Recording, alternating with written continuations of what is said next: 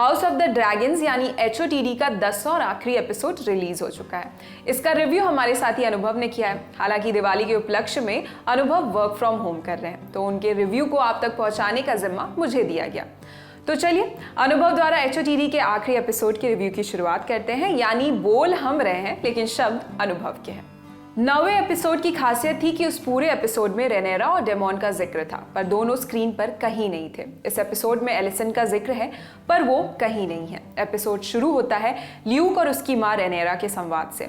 Luke डरा हुआ है। रेनेरा उसे समझाती है कि जैसे मेरे पिता ने मुझे सिखाया, मैं तुम्हें सब कुछ सिखाऊंगी। रेनेरा और डेमॉन को 2 खबरें मिलती हैं, एक किंग की मौत की, दूसरी किंग की ताजपोशी की।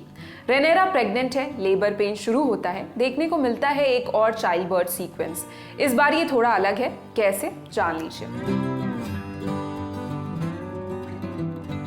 ये पूरा एपिसोड रेनेरा के साहस का एपिसोड है। उसके पिता मर चुके हैं। कभी उसके बेस्ट फ्रेंड रही एलिसेंट ने अपने बेटे एगोन को आयरन थ्रोन पर बिठा दिया है। एक और पिता के जाने का महान दुख, दूसरी ओर महान राजगद्दी गंवाने का दुख। इन सब के बीच वो प्रेग्नेंट होती है। वो अर्धविकसित बच्चे को जन्म देती है, या यूं कहें जबरदस्ती जन्म देती है। कारण है उसे आने वाली इससे भी बड़ी समस्याओं को साधना है। जो लड़की छोटी थी आज इतनी बड़ी हो गई है कि उसे रानी बनना है।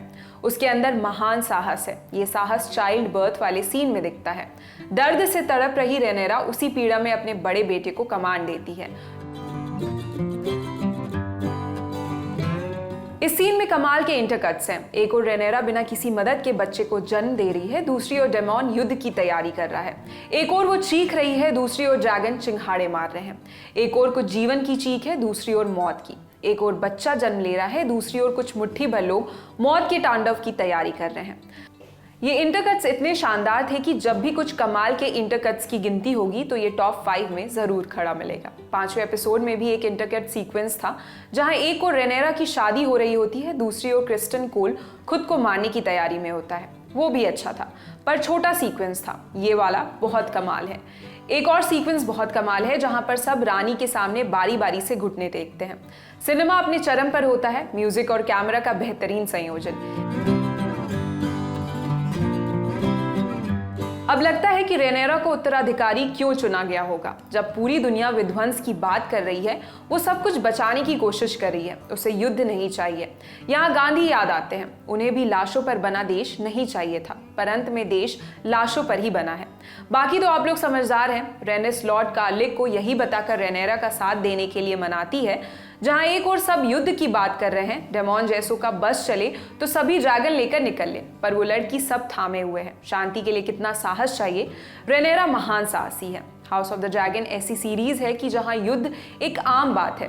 भरे दरबार में सिर कलम कर देना बाएं हाथ का खेल। वहां कोई समझौते की बात करे, खून बहाने की बजाय ऐसे ही मसला सुलझाने का उपाय तलाशे, उससे बड़ा वीर, ताकतवर और दिलेर कौन होगा।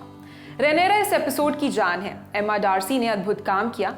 उन्होंने इस एपिसोड को ऑन किया है। रेनेरा की कूटनीति भी इसमें दिखती है, उसकी समझदारी दिखती है। कैसे ओटो का स्वागत वो ड्रैगन से करती है, कैसे सभी हाउसेस का साथ लेने की बात करती है। एक और वो कठोर है, दूसरी ओर उसके अंदर भावों का गुबार भरा है। बात बात पर रो पड़ती है। अपनी दोस्त एलिसेंट का भेजा किताब का पन्ना देख वो फूट पड़ती है। उसके जीवन में दुख है, पर उसे उस दुख को रौंदते हुए आगे बढ़ना है। वो बढ़ भी रही है और पूरे दृढ़ निश्चय से बढ़ रही है।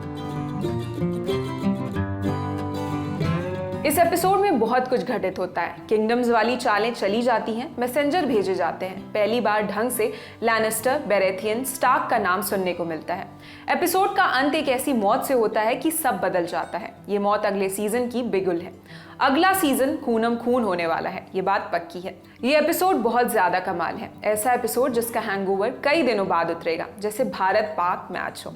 इस तुलना से अब आप समझ सकते हैं कैसा एपिसोड है। अब चूंकि डिज्नी प्लस हॉटस्टार पर स्ट्रीम हो रहा हाउस ऑफ द ड्रैगन का पहला सीजन खत्म हो चुका है। आपको कौन से एपिसोड अच्छे लगे हमें कमेंट बॉक्स में बताइए। HOTD का सफर और उसके रिव्यू के साथ हर सप्ताह मिलने का सफर यहीं समाप्त होता है। इसी उम्मीद के साथ अलविदा कि मिलते रहेंगे दूसरे रिव्यूज के साथ। पर लॉर्ड कार्लिस तो कहते हैं, hope is a fool's ally. Jokes apart, good bye. फिलहाल के लिए इतना ही। देखते रहिए ललन टॉप सिनेमा। शुक्रिया।